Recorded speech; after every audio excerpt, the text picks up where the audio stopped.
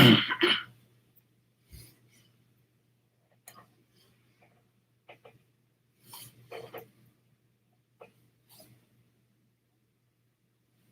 here. About 10 minutes late. But I'm here.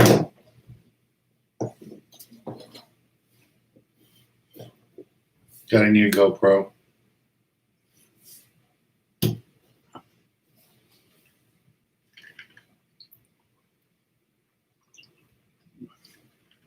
Hey, Kurt. Yes, I'm live. Hey, Jeff. Where are you today? Back east? Me and my water were here live. Hey, Tyler, Derek, John, Brian. Hey, Bo's here. Hey. Lloyd's here. So we got the young ones and the old ones all here. Even Terry's here. Well, last week at this time, I was in pain, dying. Today, I feel good. Tomorrow, I have another charter, doing private charter tomorrow. So it's a local trip.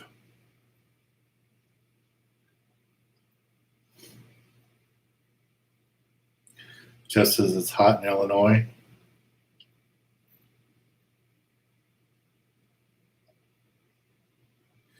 Okay, Fern, your wish is coming true. Around 7:30 today, Fern's asking about, he wants to know about the tuna bite down San Diego. Today, very special guest, a legend in his own right. Guy's been around forever, been in the fishing industry forever. Really nice guy to fish with. His son's great. His family's been in the industry forever. One of his brothers was a mechanic on my boat several times, done a lot of work for me. Fished with his other brother too, the Top Gun. And Chuck Taft is going to be with us from the Legend and from the Excalibur. He owns both boats. He's sold quite a few boats. He's had lots of other boats. And him and his brother, big guys in the industry. And his other brother, Mike, says a mechanic for a long time.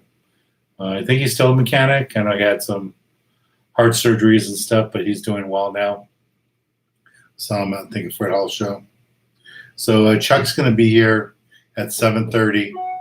So all your tuna questions, anything you want to know about gear, what the bite is, what's the etiquette on the boat, what's going on down there with COVID-19, how they're checking everybody's temperature, what you have to bring with you if you want to sleep. I don't think they're providing any bedding anymore. So we'll ask them all these questions. So hopefully we get more people for them. So if you guys have all those questions, he'll be glad to answer them for you. So we have Illinois, we have Las Vegas. Good people from all over.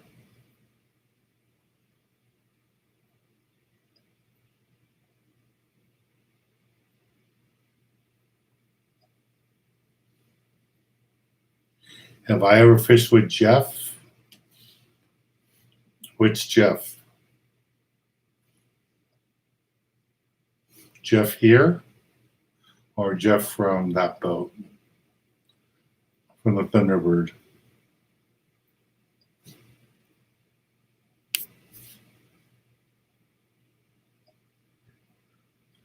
We have Puget Sounds here.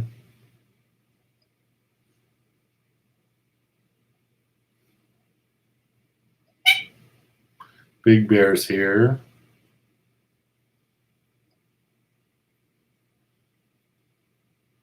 Baja San Quentin, good. Haven't been there in a while. I'd like to get back down there. Lake Elsinore. That's got to be hot over there too.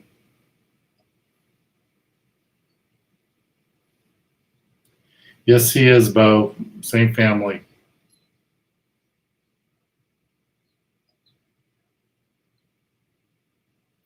Yep, they're brothers.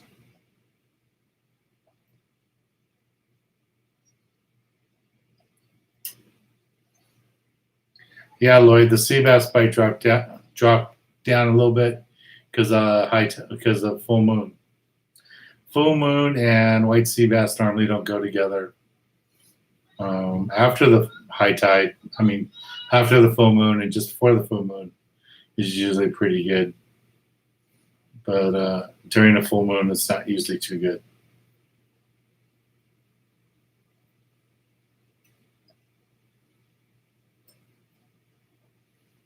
We have Arizona here, San Pedro.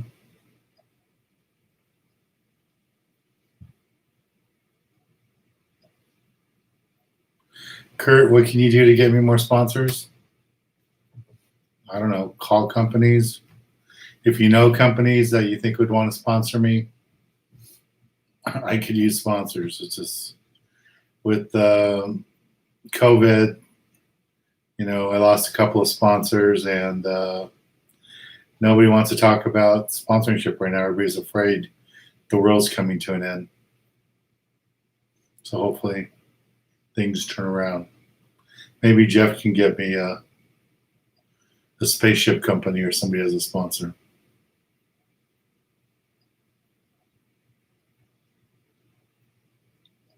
Jeff, what boat did we fish on in the 90s?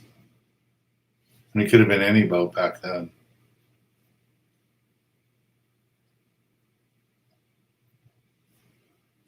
My name is Oz. What bucktail should you use for sand bass fishing? Twilight. I like glow in the dark Twilight trips. Glow in the dark. If you're gonna fish two bucktails in a dropper loop rig, like for sculpin, then I would use like 1 ounce models. If you're gonna just target one big fish, then I would use a 6 ounce bucktail or 4 ounce, just depending on how deep you're fishing. But you're probably going to be at Isers or something like that, so you're going to be 70, 80 feet deep. 4 ounce would work for that. Put on a whole squid, and you'll be good.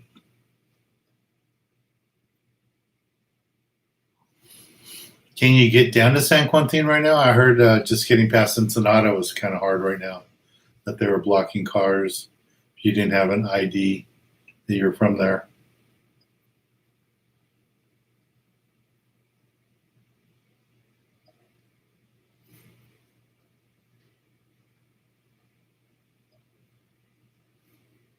Brian, Dan, I'm going fishing on a half day. What could I use to catch fish besides a bucktail? Half day trip right now, you should be using a magic metal light jig for the barracuda. I'd be using a bucktail if I was fishing toward the bottom for sculpin, sand bass, and calico bass. But there's so many barracuda right now. This is what you want to be using. You want a surface jig. And if you're going to fish live bait, use a circle hook because there's so many barracuda out there, they'll cut you right off if you don't have a circle hook.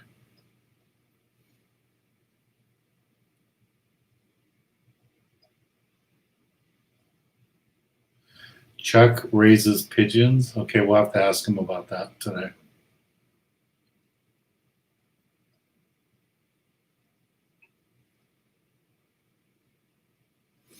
What paperwork do you need to fish the Coronado Islands? Jeff can help you with that, but if you're on your own boat, Jeff can help you with that. But if you're on a party boat, you need a passport, U.S. passport. You need a Mexican visa. You need a Mexican fishing license. You need a Spirosphere wristband. I'm sure Jeff can answer all those questions for you. I'm not sure what you need permit-wise for a boat. So I'm up here in Long Beach, so I normally don't go down that far.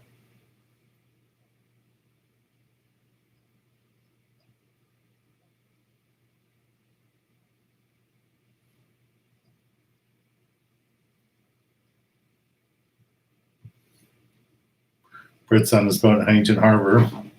It's probably a lot cooler there than it is in Fontana. Michael's going on the El Dorado Saturday. Hopefully you guys go to San Nick and you get into those white sea bass.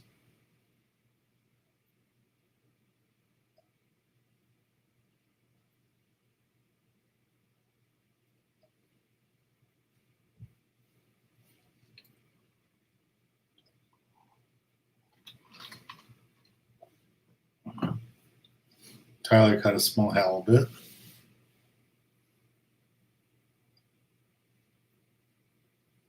Yes, we all can use sponsors. I can't get any landings to sponsor me, which I don't understand. You think the landings would want to support me with everything I do to help promote their businesses, but no luck.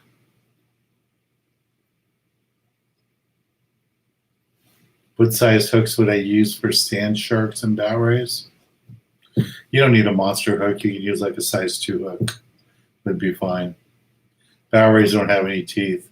Sand sharks don't have any teeth. 30-pound test would be fine.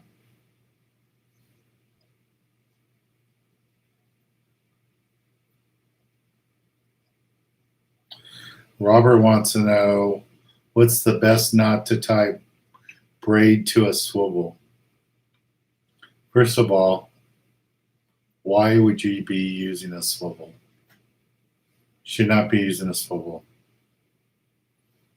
And I know you're going to say it's making it easier to switch lures. And the only thing a swivel should be connected to is a sinker. But do not use it to switch out baits. I see people talk about switching them out on bucktails, on stick baits, so they can switch them out quickly. Do not use this to put onto a lure. If you're using it for a Carolina rig, like you're surf fishing, that's fine. But do not use it for connecting to a lure. But I like a double uni knot. I've never used one on a swivel, so I don't know. All right, so one of you is going on the Coral Sea. That should be a great trip. What's the best method for white sea bass at Catalina? 4-ounce or 2-ounce HD B52 bucktail with the whole squid. And slow bounce it. Keep it off the bottom. If you leave it on the bottom, all you're going to catch is bat rays and sand sharks. You got to suspend it over the squid eggs, and that's where you will catch the white sea bass. That bottom layer, foot or two, is all squid eggs where the sea bass are hanging out. And if you just leave your bait on the bottom and all that mess, all you're going to catch is the bat rays and sand sharks.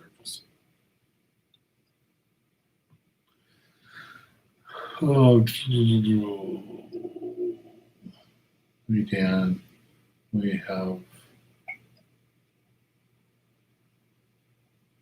I'd like to do a charter on the Mahi Mahi. You know about the boat Mahi Mahi or looking for Mahi Mahi?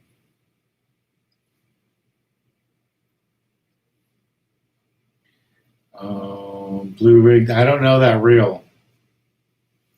600.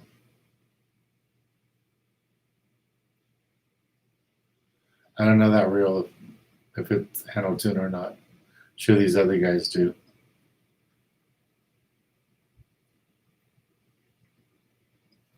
So Mike wants to know if I suggest hooks with rings on them.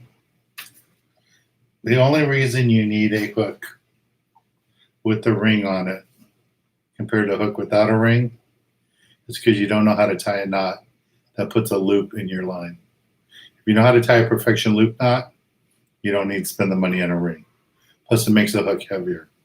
If you learn how to tie a knot, perfection loop knot, then your hook will go any direction it wants, like with the ring, and you'll catch more fish. But if you don't know how to tie the knot, then yeah, use a hook with the ring on it. And that's the only reason they make those hooks is because they know you guys are too lazy to learn all the different knots. So that's what they do. That's how they make their extra money.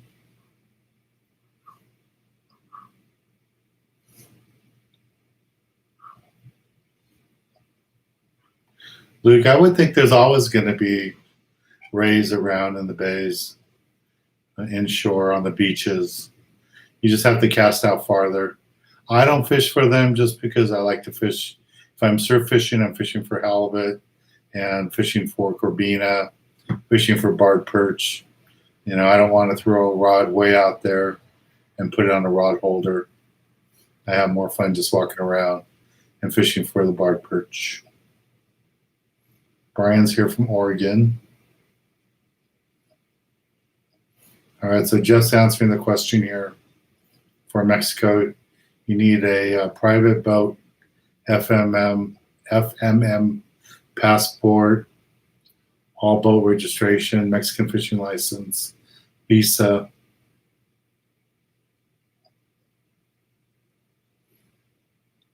Yeah, and I think you need that wristband too. If you're going to be at the island, you need that. I'm not sure what it's called.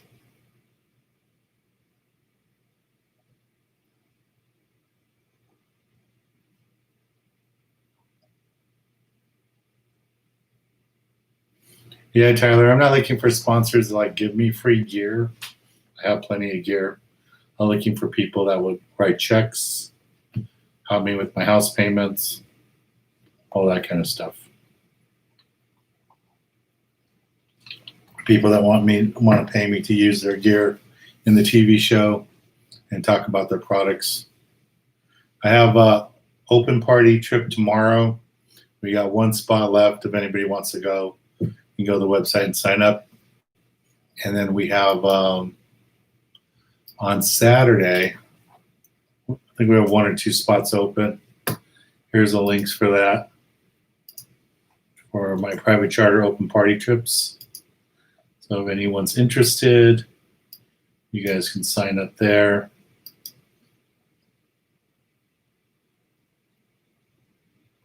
Yeah, that's what I thought, Jeff.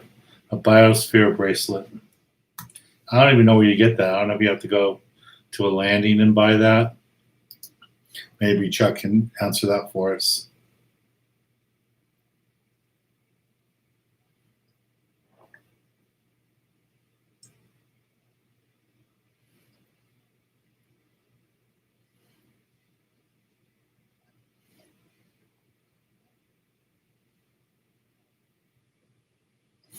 Okay, what other questions? Luke, what is the best Southern California harbor to fish?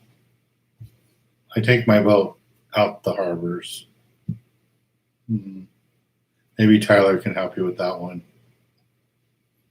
I would say whatever harbor you can get to. Just don't fish on the docks. If you fish on the boat docks, you're going to get a ticket. I know a couple of guys that ended up having to go to court.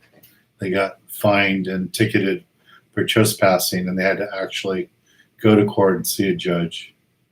So do not fish off the docks. Hey, we got Hawaii here. Hello, Hawaii. It's earlier over there.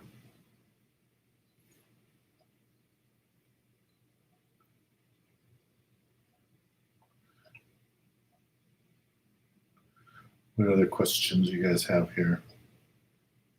Ever sharpen your hooks? Yeah, I do that sometimes. Could you show them? Could you show? Can I show you the knot? You done, my Lloyd? Perfection loop knot. I could show it. It just doesn't show good here tying it, but there's so many videos on it. Might be easier for people to see it on the video.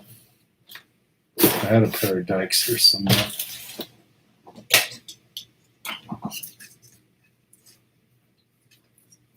Maybe a refresher course on the Hernandez knot first. Hook.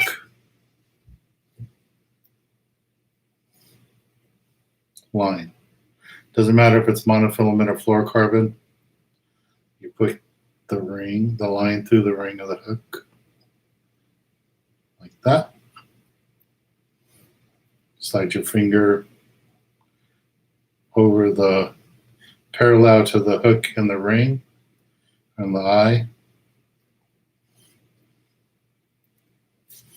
And then you're just going to take the line, go 3 times over your finger and the line. 1, 2, and 3. Slide the knot back so you see the line and everything. Take your tag line, go through the 3 loops.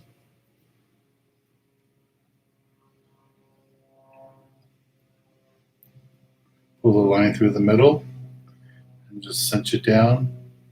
Before you tighten it, you want to wet it and tighten it down. That's the Hernandez knot. Been tying this knot for, over 40 years. Just cut off the tag end.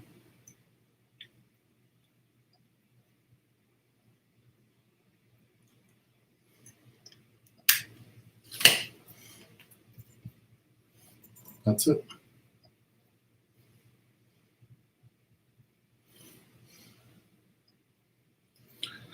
Let me see if I can do perfection loop knot here. So you start off with a little loop in your line. Make a loop like that. You slide the hook in.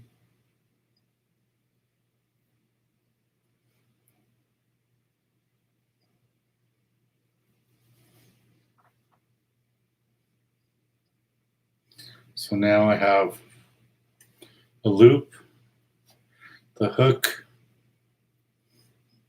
and the line. So I'm just going to go around the loop a whole time and a half. And then take the hook, go through the big loop.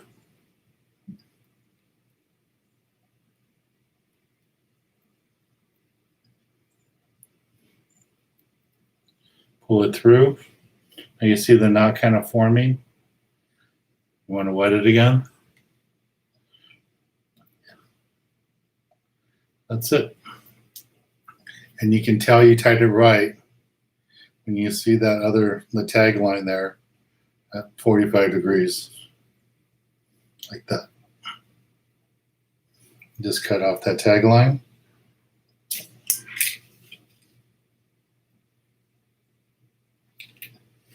And now you have a strong knot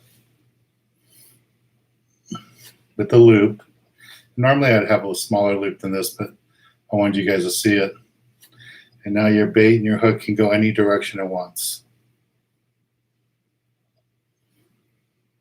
And this does the same thing as buying a hook. What do I do with that hook? Oh, there it is. And buying a hook with the ring in it. Okay? Does the same thing. Except it's free and it makes your hook lighter. This ring adds weight to your hook. Doesn't seem like a lot of weight, but if you're a little anchovy, sardine trying to drag this and 100 feet of monofilament, that little weight adds up. Okay. So there's your 2 knots.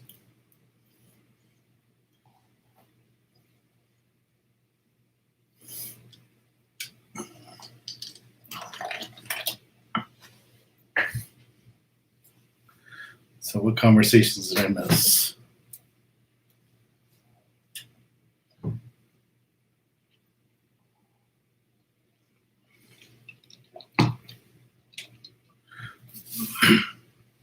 All right, guys, let's call Chuck up and get him to join us here.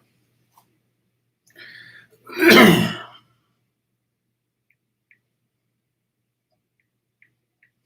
told him we'd be calling him around this time.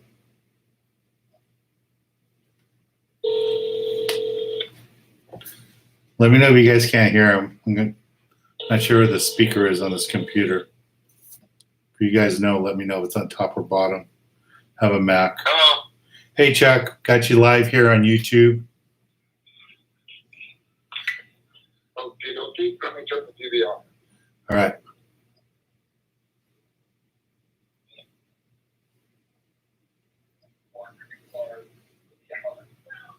Hey, Matthew. How you doing?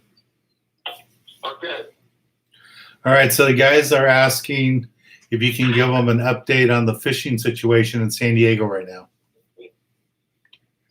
Well, the fishing situation down here is we're looking at lots and lots and lots of fish, lots of big fish. Typical bluefin fishing. Some days a bite's really good than others, but mainly it's been a problem with people landing percentage-wise. People are coming not prepared with heavy enough gear for the big fish. Everybody seems to bring plenty of 25 and 30 when they should be bringing 50, 60, 80, you know. The light gear is wonderful for the 25 and 30 pound fish. It's great for the Dorado, the yellowtail, and stuff like that. But for these big bluefin, Dan, it's really coming under gun. Okay. Hey, guys. So some of you are asking which Chuck is this? This is Chuck Taft. He's the owner, operator of the Legend. He's been in the fishing industry forever. He's a legend here. And he's also owner of the Excalibur. And his family's been in the business forever. And one of the guys here was telling me that you also collect pigeons. Is that true? I have racing pigeons. Yes, I do. Yeah, one of the guys here, Jeff, says that you guys share that hobby. Yes, it's been a great hobby. We've raised pigeons for a long time. I've had since 1967. Cool. Okay, so when they're asking, when you talk about heavier lines for bluefin, they're asking if the bluefin will hit the heavier fluoros, or what would you suggest they rig up with? Well, to begin with, the bluefin will bite the heavier pound test. Everybody thinks the lighter line is going to get you a bit better, and sometimes that works, okay? But when we fish the kite, Dan, people don't realize we're using 300-pound test, monofilament or fluoro on the kite with a 9-aught hook for the treble hook and a 9-aught single hook with the kite. So, I mean, you're talking massive line size, massive hook size, and those fish bite the kite pretty damn good. So the fish are really not as line shy as we'd like to think they are, okay? Okay. So are you suggesting that they use the heavier line all the time, or is that heavier line more at nighttime when everybody's fishing flat falls and deep jigs and big sinkers? Or is it even during fly lining? It's hard, you know, personally, when we're fishing the big bluefin, I would suggest never using less than 40 pounds for the bluefin. And the guys don't, you know, when they think about it, a flat ball jig, when you get a flat ball and you get it with the leader, it comes with a 130-pound test on it. And these guys are getting these flat balls and they're tying them on their 30 and 40-pound test outfits to fish a flat ball so they get bit. And they wonder why their line separates. Well, it's not the leader that's breaking, it's the 30 and 40-pound test that's breaking. So if you're fishing a flat ball at all, I would never use less than 50 or 80 pounds. I mean, Spectra is so small on reels now that you need to put the heavier line on to where you have a better chance, at least a 50-50 chance to trying to land these big fish. Because these fish that people are catching, these 100-plus pound fish, they're trophy fish. Some of these fish are a fish of a lifetime for somebody that they've never caught a fish this big. Right now, I mean, years ago, we never saw tuna this size. If you wanted to see a fish over 200 pounds, even 100 pounds, you had to go on a 16-day trip. And now you can go on a day-and-a-half trip on one of your boats and have a good shot at hooking one of these monsters. Well, Saturday we hooked 36 fish, and we landed 8 out of 36. 3 of the fish were over 150, and 3 of the fish were over 120. So, and there's no telling what size the other fish were we lost. We had guys on 30 and 40 pound tests that fought fish for 2.5 hours, and the line let go and wore out. Well, these big fish really didn't get to be this big coming in real quick. You know, they've lived a long time to get this size, and you really have to have the right tackle to be able to handle the big fish. Now, I know everybody really enjoys fishing light line, and they enjoy the fight with the smaller stuff, and it's phenomenal with the smaller yellowfin and yellowtail and stuff like that, but it's really not the suggested thing to use for these big bluefin. So if somebody is going to come with you, or if they're going to join me on my trip with you next week on the day-and-a-half trip, you're suggesting maybe one light outfit in case there's Dorado, but you really need to have a 60, 80, and 100-pound outfit? I would suggest that. And if they don't have it, they have it to rent at the landing. Now, I don't know the price exactly, but it's going to cost them $40 or something to rent a 2-speed reel and stuff to where they have a chance. And it's really well worth the investment to have a reel that has 2 speeds. You can tell your people from all your other trips and stuff how the advantage of a 2-speed reel is by being able to kick it down into the lower gear and stuff. And on these big fish dams, the people need to understand that the boat can be their friend and help them catch their fish. Don't be afraid to use the rail, and don't be afraid to use the swell to help you. Okay, that's good advice. Some of the guys, one of the questions here is, how long does it normally take to land a 100-pound bluefin? I know that depends a lot on the gear, but is there some sort of, can you explain to them the difference between having a 40-pound outfit and a 60 or 80-pound outfit to land a 100-pound tuna? Well, there's all the difference in the world, because the amount of pressure that you can put on it and the amount of pull that you can put on 80-pound versus 40 pounds is twice as much. And especially on the heavier outfits, you can fish a drag a little tighter and let the boat help you with the swell. When the boat goes up, you don't wind it all. The second the boat starts to roll and go back down, you turn the handle and wind like hell. It is really hard for most people to lift a 100-pound fish and pull on the fish. So let the boat do the lifting for you. And I know I watch different ladies that we have fish on the boat and stuff that don't even weigh 100 pounds to catch 200-pound tuna, and the boat does all the work for them. I mean, just because you're big and huge, sometimes that's a disadvantage. You got to be able to outsmart the fish and let the boat and the gear do your work for you. So as the boat is dropping down in the wave, that's when you're grinding and trying to pick up all the line you can, correct? Yeah, very, very important. When the boat's lifting up, you don't want to lift, because then you're adding extra added pressure and putting more weight on the fish and on the mono or the spectra you're fishing with. So you don't want to put the extra pressure trying to lift when the boat's lifting. One of the guys here, Tony, says to say hi to you. He says he recognized your voice from telling him to lift and wind so many times that he's fished with you in your boat. Well, sometimes I do get a little carried away and get excited to try to get the guys to get fishing a little bit. That's what you got to do. So some of the guys before you got here were asking if you could explain to them in this COVID-19 world, what happens now when they get to the dock? Do they go to the office? Do they go straight to the boat? What's the new protocol? What's the new method of before people sign in the galley, or, what happens today? What's the 2020 version?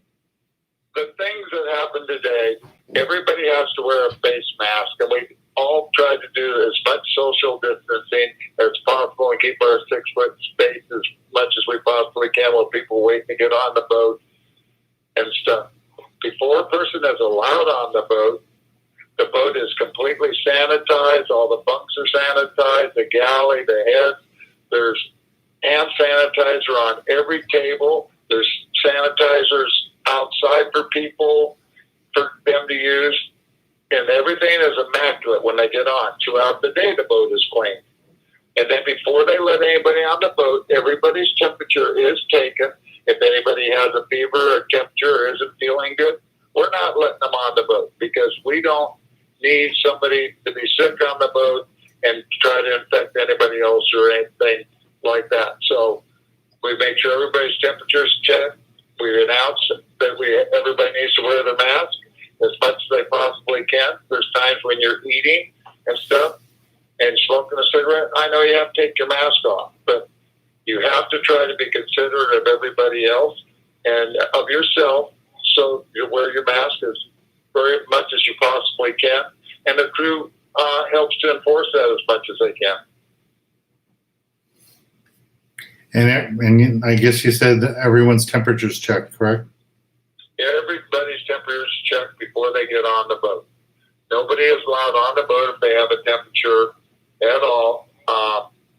We check everybody's temperatures and stuff. Everybody's got to bring their own linens to the boat. Everybody has to bring their own pillow and blanket now, so that they don't have to worry about anybody else who's been sleeping on it or stuff like that. So the boats are really, everybody's bent over backwards to try to make things as clean and sanitized as they possibly can. Okay, great. Thank you for that. Now, a couple of guys are asking, I know the answer to this, and I know you do, but they're asking what happens with the fish. Are the fish frozen whole? And then they want to know, on these shorter trips, 1.5, 2-day trips, are the fish clean on the boat, or is everything handled at the dock? They're just asking. The guys will clean fish on the boat for them and stuff. Everything is like always. The bluefin and stuff are all bled as soon as you catch them. We let them bleed out, and then as soon as they die and the blood is done flowing, we throw them in the hole as fast as we can and get everything chilled down. All the guys that have fished with us realize that we have some of the most modern fish holes there are to have on any boats, and they're in great clean condition, and we drop the fish immediately. Okay, and then if they want to get them processed, can you guys make those arrangements? If the people want them processed, we'll call 5 Star and have them meet the boat when the boat comes in. Okay, and we have a couple of guys here from Oregon. Jeff's here from Illinois, and some other guys from Nevada and other states asking about if a couple more asking if they were on your boat and they came out for a couple-day trips and they wanted process, if you knew if they could get the fish shipped to their house. Yes, they can. They have no. They're very, very good at. What they do is they freeze it, they box it, and then they send it out that way. In fact, I just sent some fish back to my son in Arkansas today that I had done by 5 Star, and I was very happy with the way that they handled everything and shipped everything back. Awesome. Can you? I mean, because what I want you guys here that are listening to Chuck and I talk to realize, I go fishing 5-6 times a year on anywhere from a 1-day, 3-day trip. Chuck does that in 1 week, and he does that all throughout the season, month after month after month. He's been doing it for decades. So this is a real expert here, and he's been in the fishing industry forever. His family's been in the fishing industry forever. So we're really lucky to have an expert like this here. So if you guys have a few more questions for him before he has to run, please throw them up on the wall. But if you could give them a couple of tips of, what you see the biggest mistakes done, if it's checking drags or what they do when they're fighting a fish, anything you could give them as pointers, I'd appreciate it, Chuck. Well, number one, the main thing is if you're fishing mono and stuff on your rods, make sure it's not 3 or 4 years old and been sitting in the sun and stuff. Make sure your line's fresh. Make sure your specter's fresh that you have in your reels. And when you go to put your fluorocarbon on, guys, if you're not sure how to tie the knot or something, do not be afraid to ask my crew. The crew's there to help you get all your gear rigged up. They'll help show you how to tie the knots. They'll tie the knots for you, because I see more people afraid to not ask for help and afraid not to say, hey, could you help me tie my hook? Where I have more curly Q lines come back where a guy's hooked a fish of a lifetime and has not came untied. I see that time and time again. It is not a smart thing. If you're not sure, guys, please ask one of the guys. They're there every day. They're there to help you. They want to help you. And they want to see you guys catch the fish just as bad as you want to catch it. So ask somebody. We have seminars every night on the way going out. We set drags for people. We make sure that your gear is set up. And the guys will be way more than happy to help you guys get your gear all set up, get everything tied right. And once you do that, the crew sets a drag for you, guys, let the drag be. It doesn't do any good to have the crew come set it, and then all of a sudden you go and decide, well, I'm going to tighten it up and stuff, because they know what they're doing. We know what we're doing. We're there every day. And believe me, the crew definitely wants to see you catch fish. Okay, so there's a couple of technical questions here. Tony's asking if you like for these bigger fish on the reels to be Spectra with some mono top shot before the fluoro, or if you just like Spectra straight to the fluoro. Personally, I like to have mono on there before that, because the trouble with just having the straight Spectra tied to the fluorocarbon, there's no forgiveness whatsoever. The mono makes a great shock absorber. So me personally, I want a good shot of mono tied to it first, for the main reason, well, for 2 reasons: for shock and performance on it, and so you can fly line a bait and get a bait out away from the boat if you're fly lining. You cannot fly line Spectra. I fish every day, and I'm sorry, it's the greatest thing in the world. It works great, but it does not fly line good. You need to have a big enough shot of mono to where you can fly line and get your bait 40, 50 feet away from the boat to get bit better, and then help absorb the shock. To me, that is my choice way to fish. Yeah, I noticed that when I see everybody fishing Spectra, it just floats on the surface and the bait doesn't have a chance to swim. Yes, it does not have a chance to swim. And if you have a 40 or 50 foot piece of mono, the bait has a great chance to swim. Then you can put your small piece of fluorocarbon on if you decide you want to. Fluorocarbon is a great tool for a lot of people, and if they feel more confident they're going to get bit with the fluorocarbon, then I suggest they use it. The most important thing, though, is picking, like we show you on the boat, pick a really hot bait, get a bait that swims to get it away from the boat. And fishing these bluefin guys, we are using a lot of rubber bands and 4 to 6 ounce sinkers. So make sure you bring some 4 to 6 ounce torpedo sinkers. We have rubber bands on the boat and stuff. The bigger fish, you got to get the bait down a little better. it seems to work a lot better. You get the bait down below the fish, and then the bait comes up as you're drifting. And then it goes through the school of fish. Because we'll tell you that the fish are 120, 130 feet on the meter, and you want to make sure your bait's down at that point. Well, you got to get down past that depth, because once you put the reel in gear and the boat starts to move, it's going to float up and come up higher to it. So when we say fish are 120 feet, 130 feet, you need to be out at least 200 feet down, so when the boat's drifting and moving, that your bait will come up through the fish. That's great advice. Some of the guys are asking for the bluefin if you prefer circle hooks or J hooks, and what sizes they should have.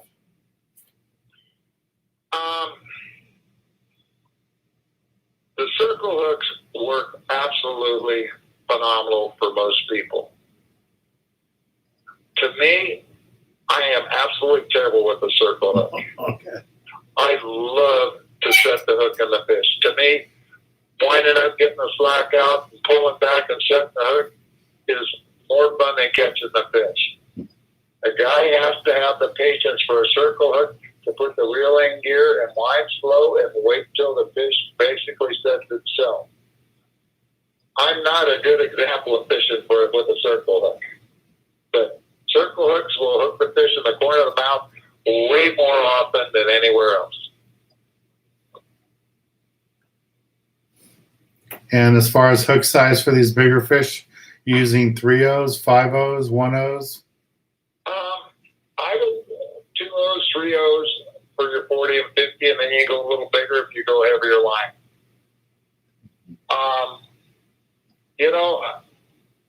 When you get to these bigger fish, when they're going to bite, they seem to bite the heavy stuff just as well as they do the light stuff. And I never seem to think that on the bigger fish, the hook is the most important thing. On the smaller bluefin net that are up breezing around and stuff, I think then a smaller hook and light line is good. But if you're fishing for the bigger quality fish and stuff, you need to have the bigger tackle. There's no ifs, ands, or buts about it. So if you're using, torpedo sinker with the rubber band, and you're fishing that deeper 100 feet of water deeper with the 4 or 6 ounce sinker, you really don't need fluorocarbon then, right? Because you're down that deep. I don't feel that you need it. Not at all.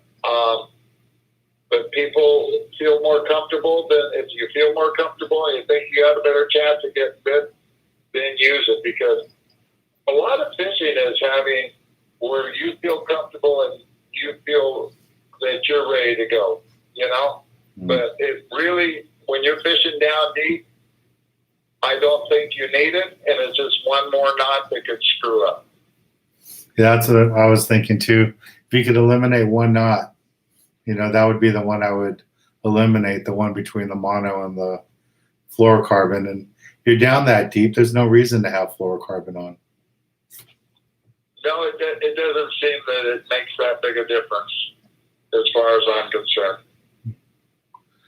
Well, guys, I have a trip on the Excalibur next week, departing on Wednesday the 22nd, fishing Thursday the 23rd of July, and then we get back at 6 a.m. on Friday. We have 5 open spots right now, and Captain Taft here runs an awesome operation. If any of you would like to go, I'll put the link on it here in a little bit. One of the other questions, Captain, that they're asking is if you were going to do a 2 or 3 day trip, what outfits do you recommend they bring? I got a couple of first timers here asking what they should have with them that's necessary if they're going to be on a 2 or 3 day trip with you. Well, we do a lot of 2.5 and a lot of 3.5 day trips. And I suggest you bring a 30 or 40, a 60, 80 pound outfit at least. You want to be able to have what you need and have enough gear on the boat.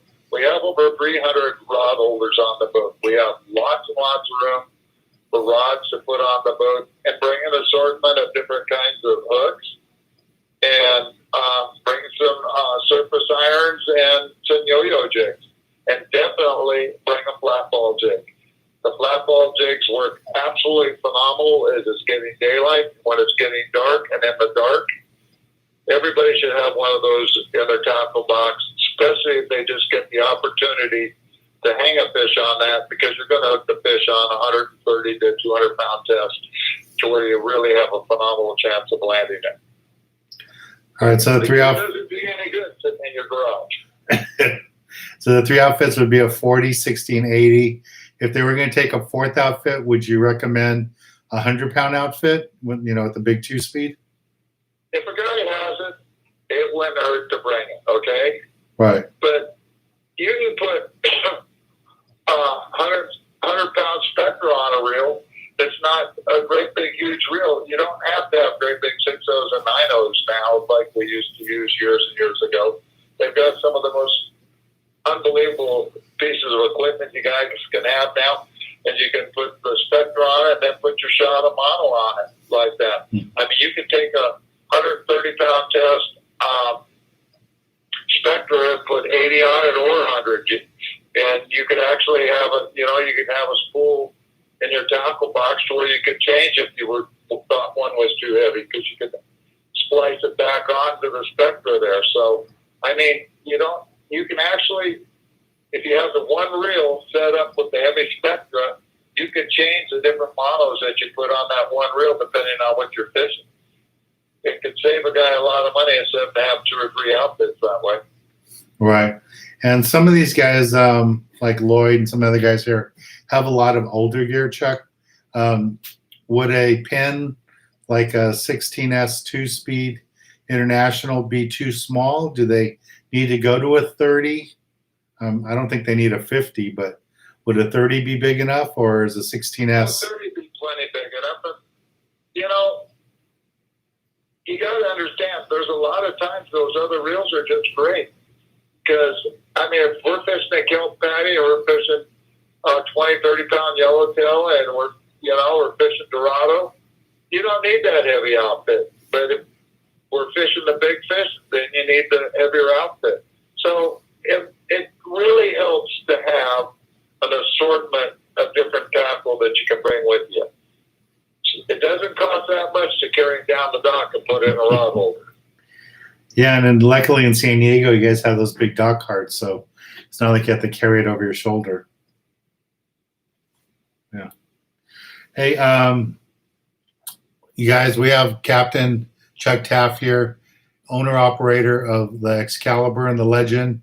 He's been in this industry for many, many decades, has a huge following. He's owned many other boats that he sold. The Sea Adventure 80 was one of his boats. Many, many other boats over the years. And his kid's a great skipper and crew guy on the boat. And his family's been around forever. His brother runs another boat. His other brother has done a lot of mechanical work on my boats over the year, my personal boats. But this is a legend here we have on the phone. So he's got to go pretty soon. So if you have 1 or 2 last questions, I'll be glad to share with them. Lloyd's asking, what do you think of a Penn 6.0 Senator? Is that too old, or would that work for 100-pound fish? Well, a Penn 6.0 is going to work. I've used a million of them. I still troll with 6.0s on the boat. You just don't have the 2-speed on it, but they'll work fine. It's going to be a little bit more work on yourself, but that reel would work fine with 100-pound test on it. You just don't have the same advantage that you would with the 2-speed, but I wouldn't hesitate at all using that. Cool. All right, well, I want to thank you, Chuck, for joining us today. We got a little over 80 people right now, and they learned a lot. One last question here. Stephen wants to know, what size flat falls do you recommend? I like the medium-sized one. Okay. Were they the 105s, I think? The medium one. I don't like the real little ones. They don't sink fast enough, and the giant ones are too big. I think it's a 105, I think, is a medium one. That's the one I think works the best.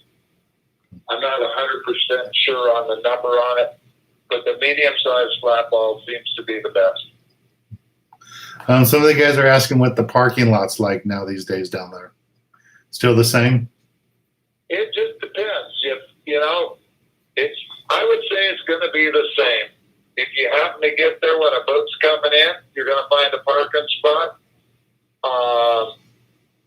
If not, they have the overflow lot that's down the street there where Westie's used to be, and they have the other lot down on the other side of Fisherman's Landing that has 300 new spots that we got a year ago. So parking's way better than it has been. So just get there plenty early enough to where you have a chance to get yourself a parking spot. That's all I can tell you. And better to be early than to be too late. Yep. All right. Thank you, Chuck. Brian here is from Oregon. He says to tell you thank you. Jeff has fished with you many times. He's the guy that also collects, raises racing pigeons. He said to say hi to you. And we got a couple guys from Arizona here too that are booked with you for August. They wanted to say hello.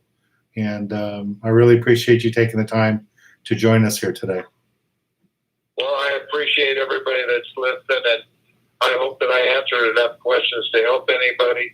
And when you guys are on the boat, feel free to come up and ask me. I'll try to answer any question I can for you. And once again, don't hesitate to ask your crew to help you guys. They're there to help you. They want to see you catch fish just as bad as you do. So good fishing to everybody, and I look forward to seeing everybody this summer. Thank you, Chuck. I really appreciate that. Thanks again. I'll talk to you soon.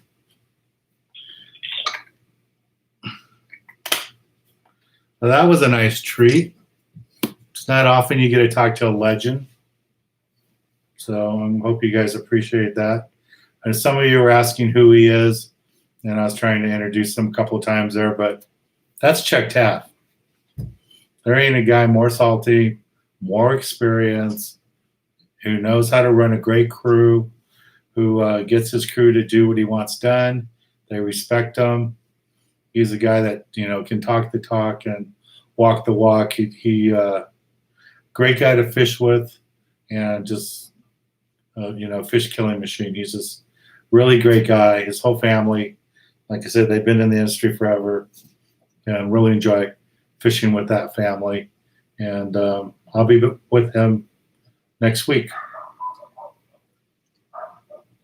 Let me find the link for that trip. If any of you like to join us. Bo was asking if I had private charters this week. Yeah, Bo, I have a private charter. There's a link there for the private charters. I think we have one spot left for Saturday, maybe 2 spots for Saturday, and have 1 spot for tomorrow. So I will be going out tomorrow.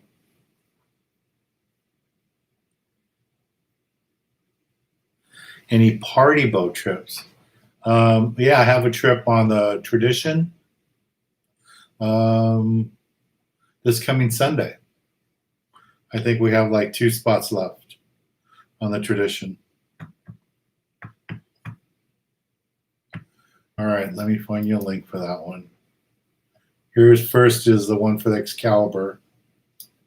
If you guys want to join me on the Excalibur trip next week. Day and a half trip. Not going out with 35 people. I think we have 26 people max. With the new COVID thing we can take.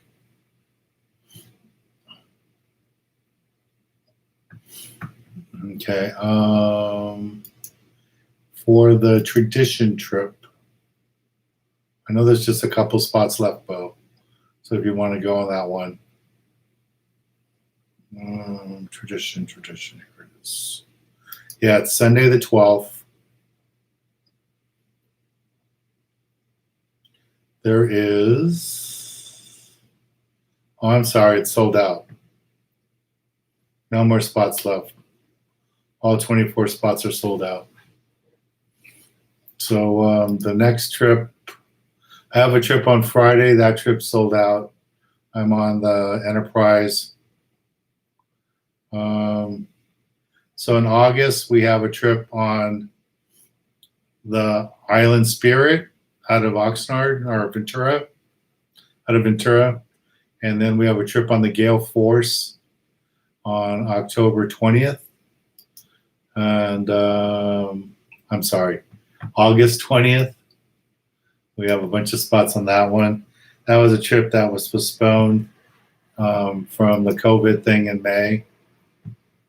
And we have 13 spots left on that one. So if you guys are interested in that, here's that. I'm trying to figure out if any of you guys could do the lessons during the week, but I think I've settled on the $75 price. It'd be like a 2-hour class, be on my boat in Long Beach, and just not sure if we're going to do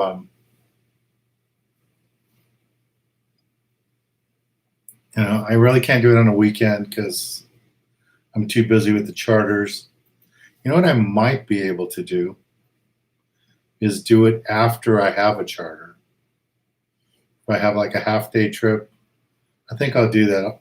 Let me find a Saturday or Sunday where I have a charter. I get back in at like 2 o'clock, get the boat cleaned up, and then you guys can come down to the boat for like 2 hours from like 4 to 6. Then we can do a hands-on thing at the dock. I'll have bait on the boat, and we can show you how to put on baits, casting, and all that. April.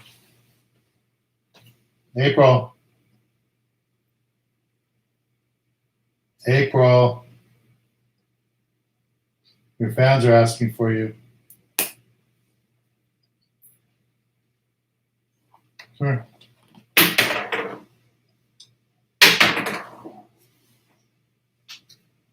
See if she'll make an appearance. April, come here. April. Come on, get one of your bones. She hates these bones. I've never seen a dog turn down bones before. I buy her better quality bones, and she won't touch them. All right, I got to get her cheaper bones. Back to Costco and get her the bones she likes.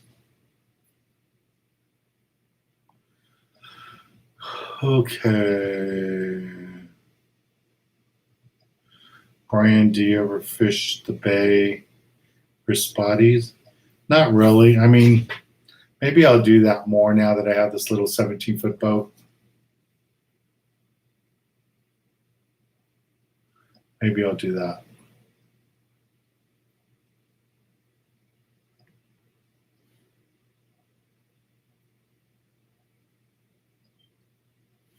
Let's see what other questions.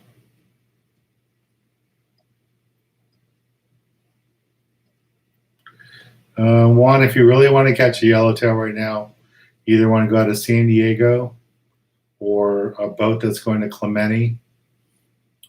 There's boats around Clemente from Long Beach to Dana Point, but San Clemente's got a lot of yellowtail right now. There's yellowtail at Catalina, but there aren't that many, and they're pretty big. But Coronado's has tons of yellowtail right now. Tomorrow I'm going to be out. It's only a half-day trip, so I'm going to probably concentrate on the barracuda and the bass really quick, unless these guys want to catch some rockfish, which I hope they don't, and we'll do that. If anybody wants to join me on my open party private charter trips, like I said, I have one spot left for tomorrow, and then 1 or 2 spots left for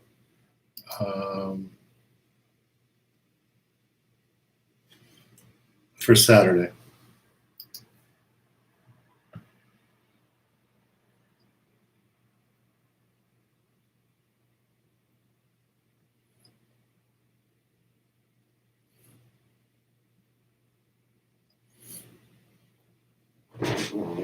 Yeah, Brandon, she likes hot dogs, so I'm gonna have to just go get her some hot dogs.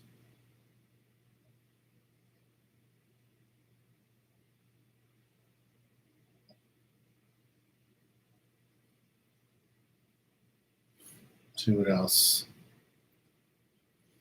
Looks like Cameron cut some nice cuda last week. Hopefully I'll get some.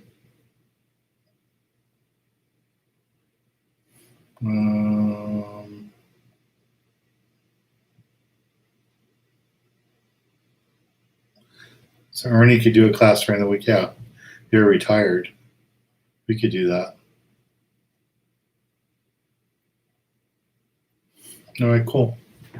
All right, guys, it's been over an hour, so I'm going to say goodbye. Got to finish getting ready for tomorrow. Go to sleep early. Got a charter tomorrow, private charter. So I'll be back here Thursday, and I'll give you guys an update how we did tomorrow on Wednesday. And Friday, I'm on the Enterprise.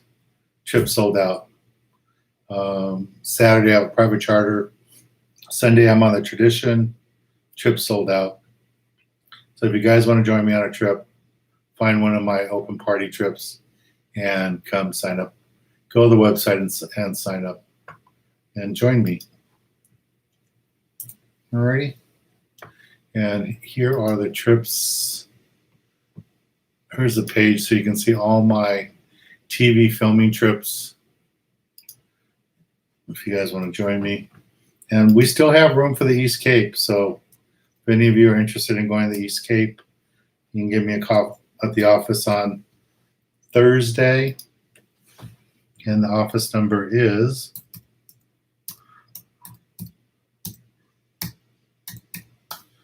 and I could help you out with any questions about that.